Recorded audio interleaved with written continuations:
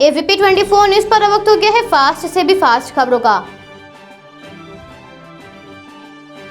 भारत के उपराष्ट्रपति ने राजस्थान के पूर्व मुख्यमंत्री जगन्नाथ पहाड़िया के निधन पर शोक व्यक्त करते हुए कहा, अपने यशस्वी सार्वजनिक जीवन में अपने राज्यपाल और केंद्रीय मंत्री के संवैधानिक दायित्वों का पूरी निष्ठा और मर्यादा से निर्वाह किया।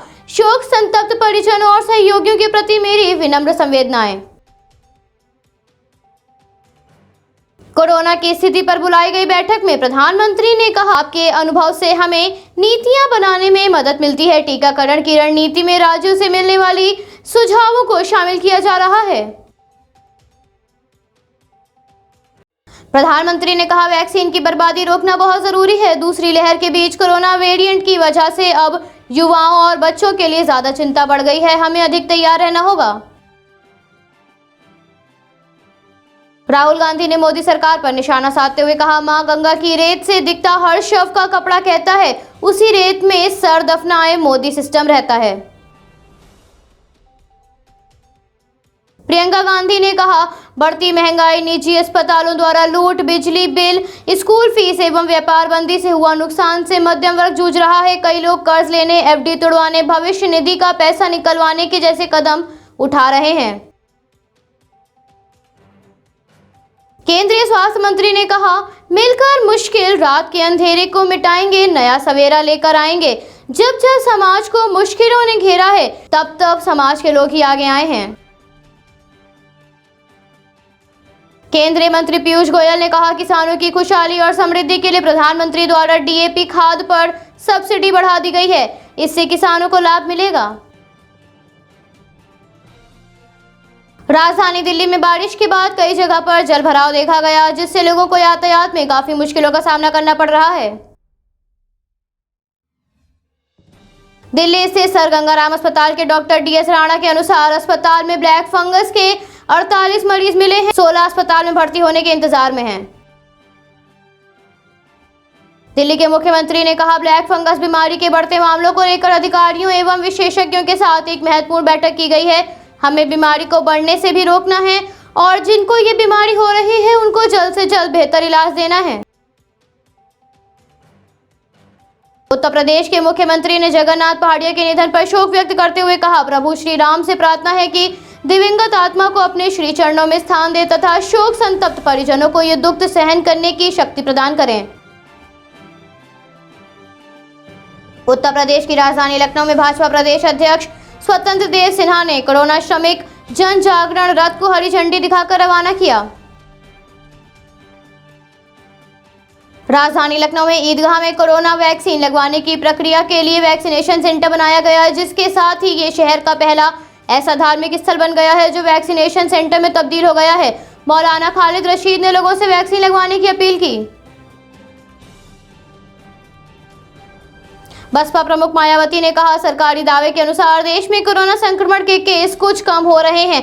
थोड़ी राहत की बात है, लेकिन संक्रमण से मौत की संख्या बढ़ रही है। चाहे कुछ भी हो, किंतु ये अति विषम और अति दुखद स्थिति है। इससे मुक्ति के लिए हर स्तर पर सभी प्रकार के ईमानदार प्रयास बहुत जरूरी हैं। राजधानी लखनऊ के खाला बाजार में पुलिस का सड़क पर अतिक्रमण नजर आया। थाने के बाहर पुलिस द्वारा थाने की गाड़ियां खड़ी की जाती हैं। बीच सड़क पर गाड़ियों के खड़े होने से सड़क एक तरफ से बंद हो गई, जिससे लोगों को परेशानियों का सामना करना पड़ रहा है।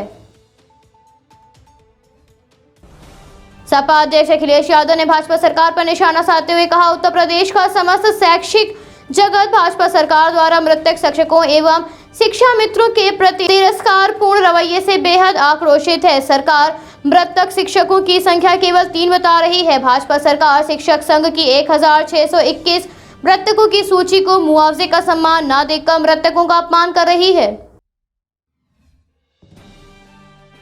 कानपुर में एवं जौहर फैंस एसोसिएशन के राष्ट्रीय अध्यक्ष हयात जफर हाशमी के नेतृत्व में प्रेमनगर स्थित गुरुद्वारे चौराहे पर कोविड-19 के नियमों और धारा 144 का पालन करते हुए इस्लाम विरोधी चैनल सुदर्शन पर एंकर सुरेश चौहान के विरुद्ध पवित्र स्थल गुंबदे खिरजा को अमर्यादित किए जाने पर प्रदर्शन किया गया और प्रदर्शन के माध्यम से गृह मंत्री और सूचना मंत्री से मांग की गई कि इस्लाम के पवित्र स्थल का अपमान करने वाले पर प्रतिबंध लगाया जाए। रायबरेली के कोतवाली क्षेत्र के ओम फिजियोथेरेपी पॉलीक्लिनिक की निजी अस्पताल संचालक की दबंगई सामने आई। जांच करवाने आई किशोरी की प्रेग्नेंट होने की रिपोर्ट बना दी। परिजनों ने अस्पताल के विरुद्ध जबरदस्त हंगामा किया। मौके पर पहुंची पुलिस को भी वर्दी उतरवाने की धमकी दी। एनसीपी नवाब मलिक ने कहा, चक्रवात तौकाते को लेकर राज्य और आईएमडी के कई अलर्ट जारी करने के बाद भी ओएनजीसी ने इसे नजरअंदाज किया। 600 कामगारों की जिंदगी खतरे में थी, उन्हें सुरक्षित स्थानों पर नहीं पहुंचाया गया, जिसकी वजह से 37 लोगों की जान चली गई और 40 से अधिक लोग अभी भी लापता हैं। बिहार की राजधानी पटना में भारी बारिश होने के कारण मौसम में भारी बदलाव देखा गया। तापमान में गिरावट भी दर्ज हुई। पुणे में माई लैब ने घर पर ही कोरोना टेस्ट करने वाली किट कोविसेल्फ बनाई है। लैब के निदेशक के अनुसार ये रैपिड एंटीजन टेस्ट है जो 15 मिनट में आपको नतीजा दे सकता है। कोरोना संक्रमण के फैल रहे प्रसार को देखते हुए श्रीनगर में कोरोना कर्फ्यू जारी किया गया है। कर्फ्यू के दौरान केवल आवश्यक सेवाओं को ही खुलने की अनुमति दी गई है। मध्य प्रदेश के मुख्यमंत्री ने कहा, मध्य प्रदेश के किसानों की तरफ से प्रधानमंत्री का अभिनंदन करता हूं। किसानों के हित में ऐतिहासिक फैसला किया गया है। डीएपी खाद पर सब्सिडी बढ़ाकर 1200 रुपए प्रति बोरी कर दी गई है। 10 राज्यों के जिलाधिकारियों के साथ प्रधानमंत्री की हुई बैठक में पश्चिम बंगाल की मुख्यमंत्री ममता बनर्जी ने कहा, यदि राज्यों को बोलने की अनुमति नहीं थी तो उन्हें बुलाया क्यों? बोलने की अनुमति नहीं दिए जाने पर मुख्यमंत्रियों को इसका विरोध करना चाहिए। पेट्रोल डीजल की बढ़ती कीमतों से कमोडिटी और विनिर्मित उत्पादों के दामों में भारी बढ़ोतरी हुई है। लॉकडाउन की वजह से होटल, रेस्टोरेंट, यात्रा, पर्यटन जैसे सेवा क्षेत्र पर काफी असर पड़ा है। खास उत्पादों की महंगाई 4.2% रही। इसमें अंडे, मांस जैसे प्रोटीन आदि उत्पाद शामिल हैं। Bureau report, AV24 news, Lucknow.